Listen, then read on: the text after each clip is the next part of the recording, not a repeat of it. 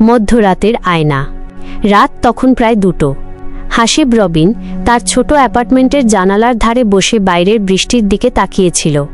শহরের নিয়ন আলোয় ভেজা রাস্তাটা চকচক করছে। রবিন পেশায় একজন গ্রাফিক ডিজাইনার।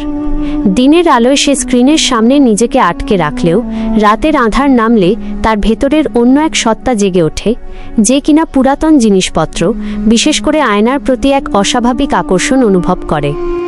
কয়েকদিন আগে রবিন পুরনো আসবাবপত্রের এক দোকান থেকে একটি বিশাল আয়না কিনেছিল। আয়নাটি বেশ প্রাচীন, তার চারপাশে খোদাই করা নকশাগুলো এতটাই জটিল যে মনে হয় যেন কোনো রহস্যময় ভাষায় কিছু লেখা আছে। দোকানের মালিক বলেছিল আয়নাটি নাকি প্রায় 150 বছরের পুরনো, কিন্তু এর উৎস সম্পর্কে তার কোনো ধারণা নেই। রবিন দামের পরোয়া না করে আয়নাটি কিনে এনেছিল, তার বেডরুমের এক কোণে রেখেছিল। প্রথম কয়েকদিন সব স্বাভাবিকই ছিল, কিন্তু তারপর শুরু হলো অদ্ভুত ঘটনাগুলো।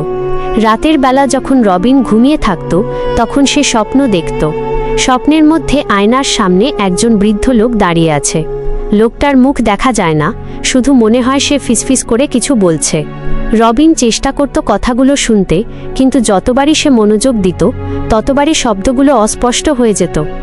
আজ রাতটা অন্যরকম।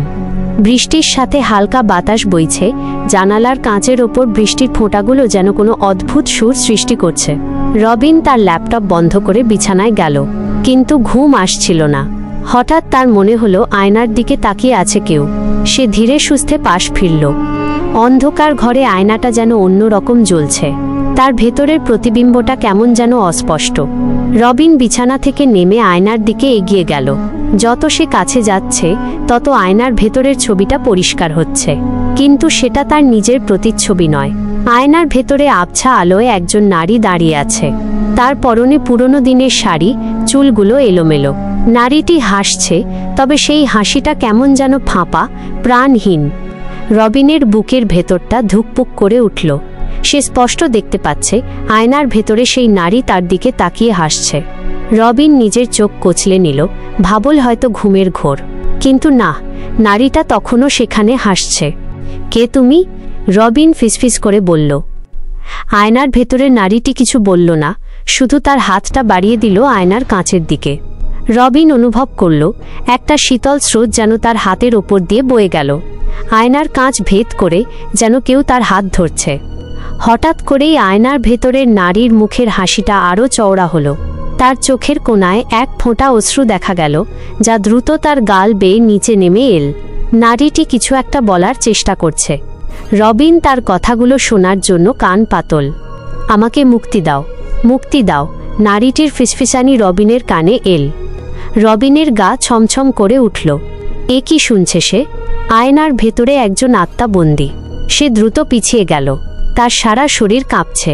এ কেমন ভূত, যে কিনা আয়নার ভেতরে বন্দী? রবিন দ্রুত ঘরের লাইট জ্বালাল। আলোর ঝলকানিতে আয়নার ভেতরের ছবিটা অদৃশ্য হয়ে গেল। রবিন হাফ ছেড়ে বাঁচল। সে আয়নাটির দিকে সন্দেহজনক দৃষ্টিতে তাকিয়ে রইল। পরের দিন থেকে রবিন আয়নার কাছে যাওয়া বন্ধ করে দিল।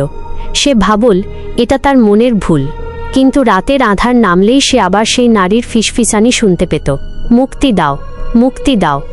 রবিন অস্থির হয়ে উঠল। সে ঠিক করল আয়নাটি থেকে মুক্তি পেতে হবে।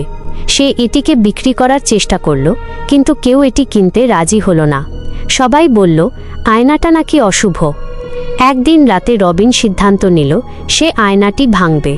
সে একটা হাতুড়ি নিয়ে আয়নার সামনে দাঁড়াল। যখনই সে হাতুড়িটা উপরে তুলল, তখন আয়নার ভেতরে সেই নারী আবার দেখা দিল।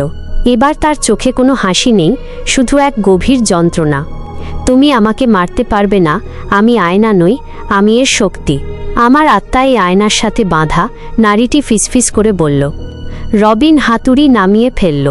তাহলে নারীটি আয়নায় বন্দী নয়, সে নিজেই আয়নার অংশ।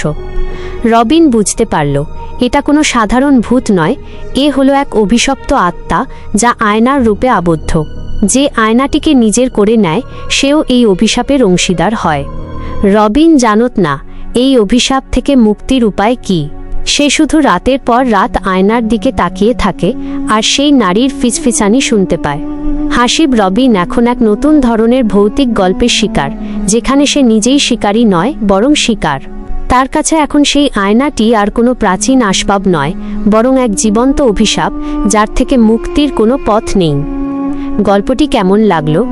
আপনি যদি আরও কোনো ভৌতিক